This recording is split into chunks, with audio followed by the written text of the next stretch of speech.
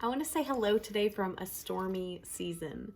It's been a stormy season, and I know I'm not the only one who's felt it. I think globally we're experiencing some real storms, some heavy winds, and it's tough.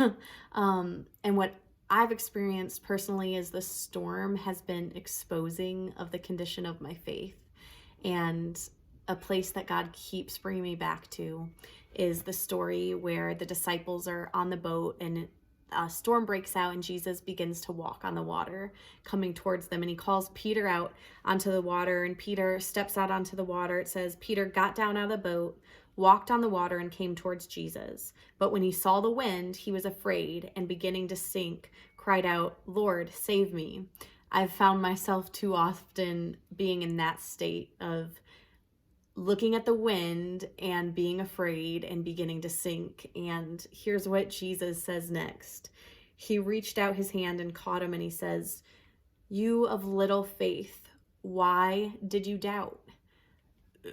That stings me because I feel that for myself. I feel that the storms have exposed where my faith is weak and where there is doubt when Jesus is standing right in front of me, yet I can focus on the storm and become afraid.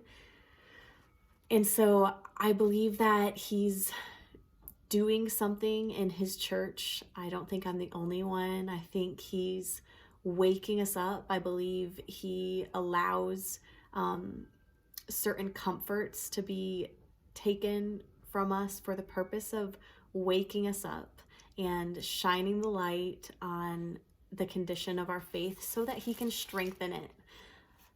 And I'm encouraged by a story in Mark as well, where there's a father who comes and brings his son who is possessed by an evil spirit. And he says, you find it?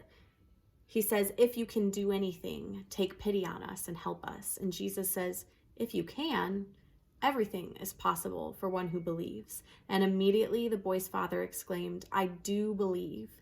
Help me overcome my unbelief."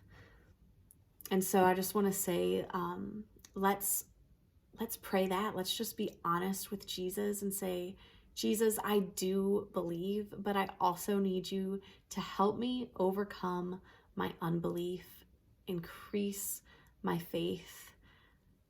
Let's stay focused, eyes on Jesus and not the storm.